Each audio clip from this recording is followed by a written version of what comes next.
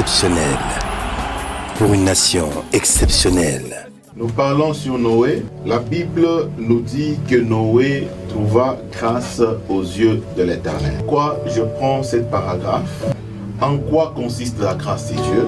La grâce consiste à être humble, parce que Dieu fait grâce aux humbles et résiste aux orgueilleux, comme la Bible le dit. Si Dieu résiste aux orgueilleux, il fait grâce aux humbles, donc Noé signifie l'humilité. Lorsqu'on parle de l'humilité, c'est quand tu écoutes la parole de Dieu et tu restes de bon côté de cette parole. C'est comme la Bible nous dit, lorsque une prophétie sort, la Bible dit examinez-la. Il faut prendre ce qui est bon. Quand la parole de Dieu sort, une personne qui est humble, qu'est-ce que fait cette personne face à cette parole de Dieu? Cette personne reste du bon côté.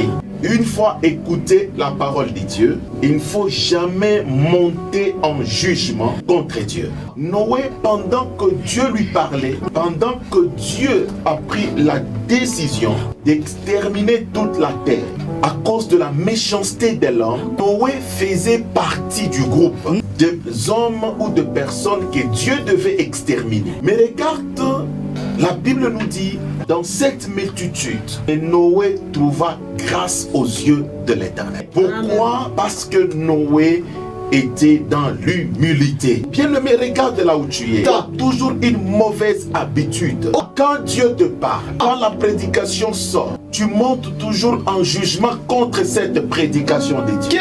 Lorsque une prophétie sort, tu as toujours une mauvaise habitude de prendre de mauvais côté cette prophétie. Écoute, ça c'est de l'orgueil vis-à-vis de Dieu. Dieu dit ceci, l'homme a une nature rebelle. Et Dieu explique que cet homme qui a une nature rebelle, car les pensées de son cœur se portent toujours vers le mal. L'homme, dans sa nature rebelle, aime entendre les choses qui font bien à ses oreilles. Bien que tu es dans la vie du péché, bien que mon frère, tu quittes de te prostituer dans un hôtel, lorsque tu te présentes devant la face de Dieu, que Dieu te dise que des bonnes choses. Mais lorsque Dieu te dira de mauvaises choses, et là tu montes en jugement contre. Tu es responsable dans l'église, mais tu sais que tu es un gaffeur. C'est juste ta veste ou ta piété apparente qui est en train de cacher la méchanceté qui est en toi. Tu es un monsieur impudique,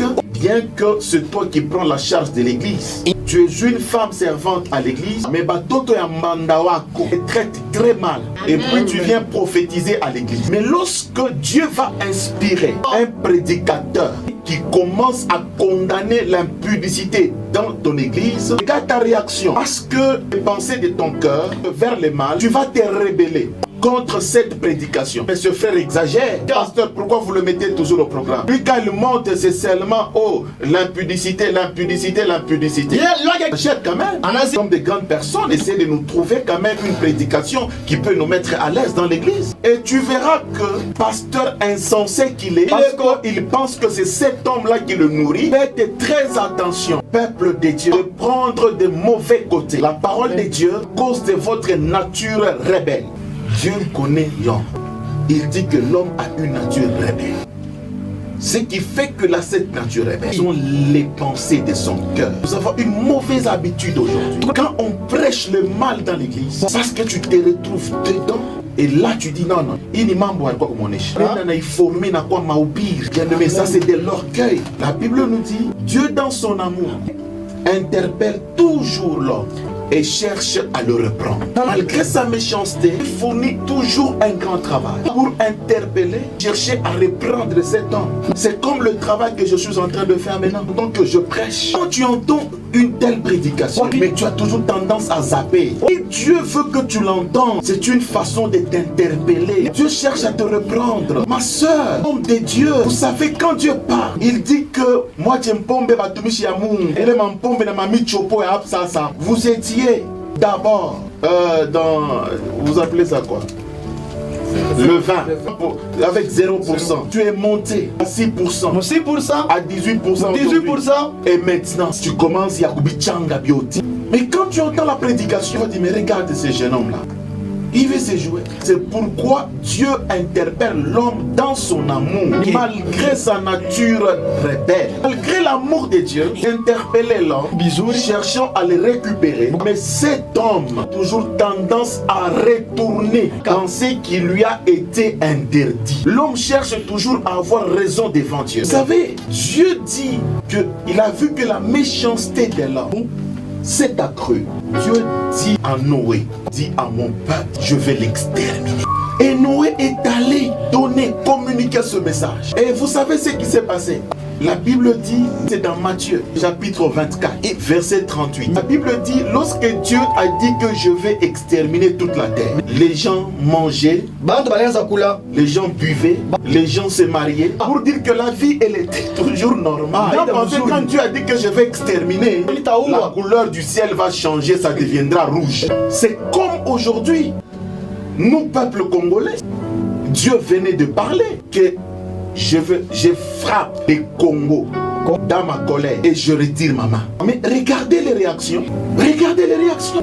Pour qu'il se prenne ce prophète. C'est sa fin maintenant qui arrive. La vie, elle est normale. Il vient de nous dire que Dieu a enlevé sa main. La Bible dit, la vie était normale après le message de Noé. Comme aujourd'hui au Congo. Vous pensez qu'on dit que la main de Dieu s'est retirée, le ciel deviendra jaune? C'est-à-dire que Dieu vous interpelle. Dieu cherche à reprendre les Congolais et les Congolaises. Dieu voit que la méchanceté s'est accrue au Congo. Et ce sont des serviteurs de Dieu qui vont s'élever. Non, c'est faux. Les deux mains de Dieu sont sur le Congo. Congo, c'était un pays béni. Bien aimé. Israël, c'était un peuple béni. Dieu avait promis à Israël, je vous délivre de l'Égypte et je vous fais entrer en Canaan. Est-ce qu'ils ne sont pas morts nombreux au désert? Peuple de Dieu, peuple congolais.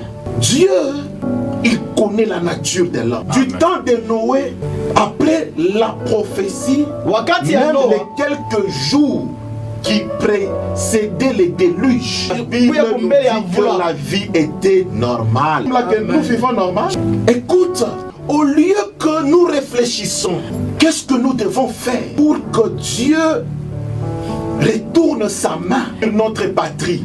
Dieu va seulement retirer sa main sur le Congo. Et les Rwandais qui nous a tués pendant des années. Et la France où il y a de l'homosexualité et autres, Dieu ne retire pas la main.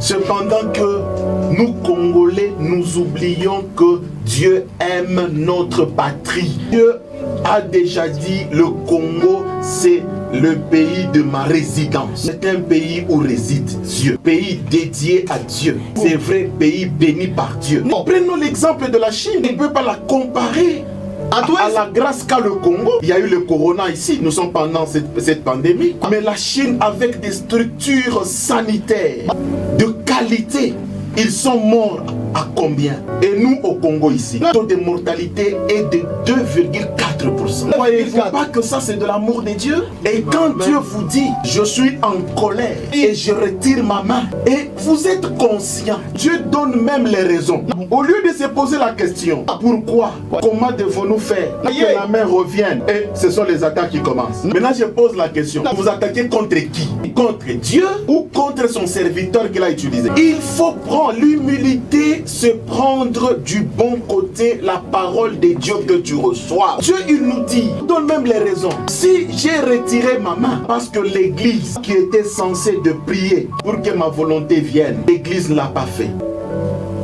Dieu dit parce que les leaders sont tombés dans la compromission, les leaders ecclésiastiques. Et Dieu dit, par conséquent, l'église a manqué à son devoir d'être la colonne, puis de la vérité. Dieu vous donne même les raisons pour lequel il est en colère et il prend la décision de retirer sa main. Nous sommes là, bien-aimés, ici au Congo. Combien de sexes tapent des pasteurs qui circulent, qui fait la honte? Est-ce que ça, vous ne voyez pas ça? Quand Dieu dit que les leaders sont tombés dans la compromission, est-ce que vous ne voyez pas les sex tapes des pasteurs? Est-ce que dans le temps, il y en avait dans ce pays? Ça, c'est ce qu'on nous expose. Mais c'est qu'on cache là. Parmi les serviteurs de Dieu. Il y a combien de choses? Au lieu de nous humilier devant la parole de Dieu, on cherche comment nous pouvons rentrer vers Dieu. Et on va se lever. Tu nous trompes. Tu es venu nous traumatiser avec un message traumatique. Bien aimé, le cauchemar que vous faites là ne vous traumatise pas. Le message de Dieu, c'est celui qui te traumatise. Tu nous traumatises. Celui qui vous traumatise là, c'est qui? C'est Dieu ou bien c'est son serviteur, le porteur du message? Nous sommes conscients de tous les mal nous posons en tant que serviteurs. Et vous savez, quand on dit que Dieu, dans son amour, interpelle et cherche à reprendre tout, interpeller veut dire ceci. La parole d'une façon plus ou moins brusque à quelqu'un. Interpeller, mais c'est adresser la parole de façon brusque. Prenons des bons côtés la parole de Dieu. L'Église a manqué à son devoir d'être la colonne et l'appui de la vérité sur le Congolais. Est-ce que c'est pas vrai ça? Regardez, nous avons l'exemple ici. On a donné à l'Église par les institutions l'opportunité. Choisissez-nous un candidat, un président à la CENI. L'Église qui est la colonne et l'appui de la vérité pour la RDC. Tous vous entendez. On nous dit que le leader se sont séparés en queue de poisson. Qu'on s'arrête là. C'est séparé en queue de poisson. C'est ça la main de Dieu être sur le Congo. Le leader qui se sépare en queue de poisson. Et puis vous dites que les deux mains de Dieu sont sur la RDC. Le choix du président de la CENI, c'est une grande décision de la nation. C'est pourquoi, à cause de ça, parce que la main de Dieu s'est retirée, il n'y a pas eu d'humilité entre les leaders, entre eux. Quand la Bible dit, il est doux et agréable aux frères de demeurer ensemble. Les deux mains sont là, mais les gens se séparent en queue de poisson. Chers frères, Congolaises et Congolais, nous avons besoin de la main de Dieu sur le Congo. Et l'église du Congo a besoin d'être restaurée pour que la main de Dieu revienne. Et tu vas voir quelqu'un d'autre qui va s'élever. Il était où pour prophétiser sur le couronne? N'as-tu pas appris dans la Bible? Dieu, il dit à Moïse, Israël c'est mon peuple, je veux le faire entrer en Canaan. Mais Dieu a caché à Moïse que vous allez trouver le désert. Vous allez trouver la mer rouge. Bien-aimé, vous prenez Dieu pour qui? Vous pensez que je peux avoir le plaisir de venir passer à la télévision? Je passe tous les jours à la télévision. Juste que je passe, je viens vous dire, vous traumatiser. Congolais, l'église a besoin de la restauration. Le Congo a besoin de la main de Dieu. Aujourd'hui, un Congolais, il a la facilité de prendre l'arme et tuer son frère. Est-ce que on vivait ça dans ce pays? Un pays béni par Dieu. Regarde dans les églises combien de poisons. Regardez dans nos églises aujourd'hui. Le tribalisme, celui qui vient après le leader ne doit pas être d'une autre tribu. Même si on ouvrait une paroisse, on ne tient pas sur les compétences et l'appel. Mais vous prenez quelqu'un qui se débrouille, il ne sait même pas que Zacharie, c'est dans l'Ancien Testament ou dans le Nouveau Testament. Nous disons que dans les deux mains de Dieu sont sur le Congo. Que la haine aujourd'hui, les Congolais n'étaient pas haineux, la vie était normale. Les jours qui précédaient les déluges. Ne jouez pas avec la patience prolongée de Dieu. Congolais, soyons humbles. N'entrons pas en jugement contre la parole de Dieu. Quand Dieu nous parle, prenons du bon côté. La Bible dit, humiliez-vous sous la main puissante de l'Éternel. Il vous élèvera au temps convenable. Si les Congolais s'humilient aujourd'hui, je vous dis, bien-aimés, ces bouleversements, tout ce problème que nous voyons dans notre pays, je vous dis que Dieu va arrêter tout ça. L'humilité a toujours un bénéfice. L'humilité, elle a toujours été récompensée par Dieu. Je lance l'appel à tous les Congolais et Congolaises de se souder les coudes, de prier, de confesser et de retourner à l'Éternel. Et par cette humilité, je vous dis, ce Congo va bénéficier de la bonté de l'Éternel, de la délivrance de l'Éternel. Dieu va nous récompenser de toutes les années de pleurs, de souffrances, des troubles politiques. Dieu va nous récompenser lorsque nous descendons au pied de lui. Humiliez-vous sous la main puissante de l'Éternel. Il vous élèvera au temps convenable. Le Congo a besoin de la miséricorde.